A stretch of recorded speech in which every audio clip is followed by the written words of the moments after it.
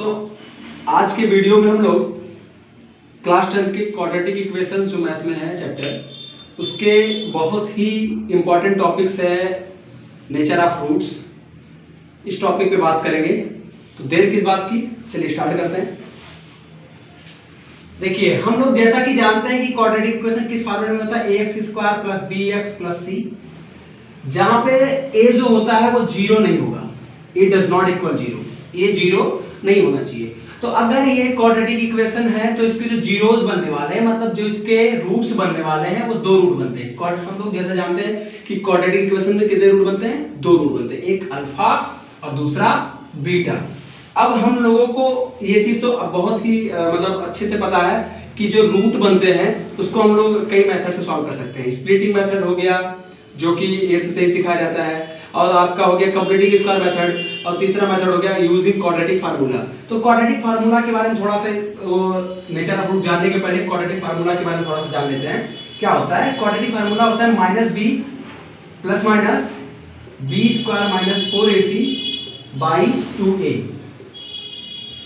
तो अगर जो प्लस माइनस लिखा है तो इसका मतलब ये लिखा है कि अल्फा की वैल्यू है -b + b² - 4ac/2a, और बीटा की वैल्यू है -b - b² - 4ac/2a।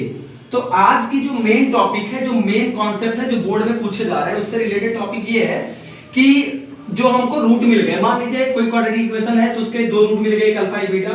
तो इन दोनों रूट में आपस में कैसा रिलेशन है, वो रियल रूट है कि नो रियल रूट है, कि रियल है तो इक्वल भी है, कि रियल है तो रियल रूट है तो डिस्टिंक्ट भी है। तो इसी चीज के जानने के लिए एक हम लोग कॉन्सेप्ट पढ़े हैं जिसको बोलते हैं डिस्क्रिमिनेंट। क्या बोलते हैं? डिस्क्रिमिनेंट, जिसको हम d से रिप्रेजेंट करते हैं। ये होता क्या है basically, b² - 4ac, b² - 4ac discriminant होता है।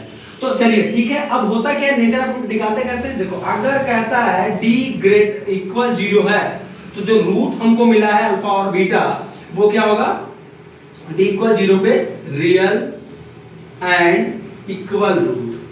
मतलब कि अगर अल्फा मेरा 1/2 आया तो बीटा भी मेरा 1/2 ही आएगा, मतलब कि अल्फा जो आया वही बीटा भी आएगा। इसका मतलब ये है।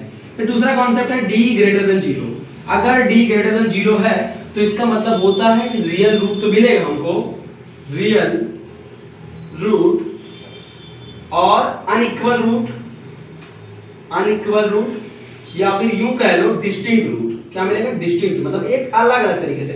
मतलब अल्फा पॉजिटिव में आया, कुछ भी आया, तो जो बीटा आने वाला मेरा नंबर है वो क्या होगा, जो बीटा जो मेरा रूट बनने वाला है वो इससे कुछ अलग हटके होगा तो रियल रूट बनने वाला है, लेकिन क्या होगा, उससे कुछ अलग हटके होगा। जैसे 3/2 हो गया, समथिंग कुछ भी हो सकता है, बट रियल होगा, अनइक्वल होगा जब d > 0 होगा।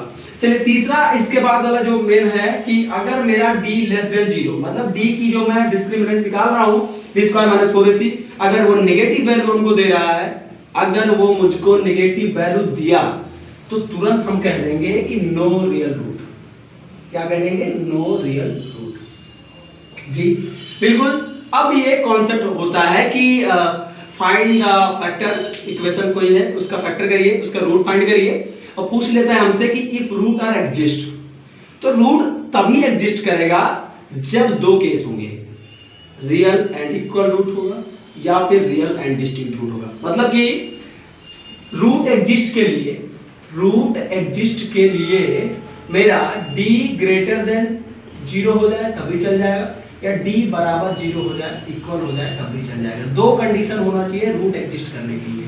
चलिए ठीक है, इसी कड़ी में अब थोड़ा बढ़ रहे हैं एग्जाम्पल की तरफ। एक दो क्वेश्चंस और हम लोग समझेंगे बेसिक्स, तो हम लोगों के दिमाग में क्लियरिटी आ जाएगी कि जो अभी हमने बात की है जिस टॉपिक पे, कैसे क्या। भाई आप कह रहे हो सर कि आप ये बता दिए d = 0 होगा, लेकिन आप करके दिखाइए कि d कैसे 0 होता है इक्वल। तो देखिए, चलिए ठीक है, क्वेश्चन हमने ले लिया है, चलिए स्टार्ट करते हैं। इक्वेशन है जो मेरा, एक मान के चलिए मुझे क्वाड्रेटिक एक इक्वेशन दे रखा है 4x² - 5x + 3 = 0। क्या दे रखा है?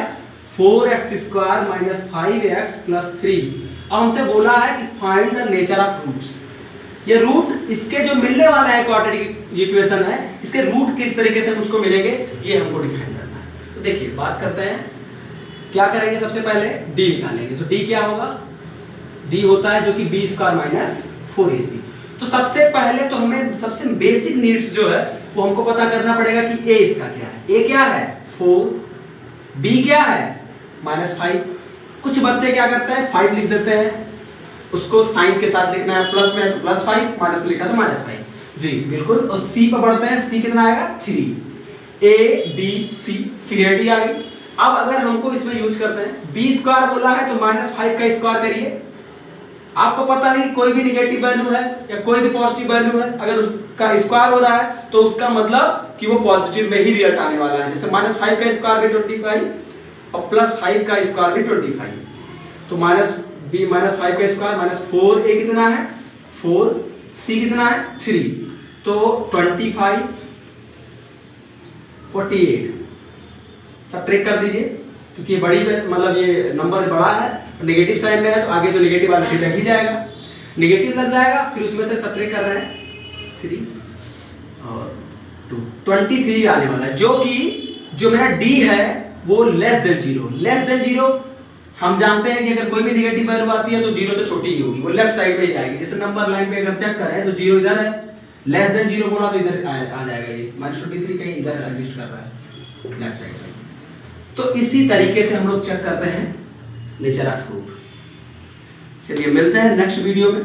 ऐसे थोड़े थोड़े कॉन्सेप्ट के साथ हम लोग आगे वीडियो बनाते रहेंगे। आप लोग मेरा साथ दीजिए और आप लोग इस वीडियो को शेयर करिए जिससे ज़्यादा से ज़्यादा बच्चों तक ये वीडियो पहुंच सके, जिससे बोर्ड एग्जाम सभी का नज़दीक है, चाहे यूपी बोर्ड हो या सीबीएसई बोर्ड हो, तो सबके लिए एक हेल्पफुल वीडियोज़ हैं। आप लोग इसको शेयर करिए ज़्यादा से ज़्यादा। ओके।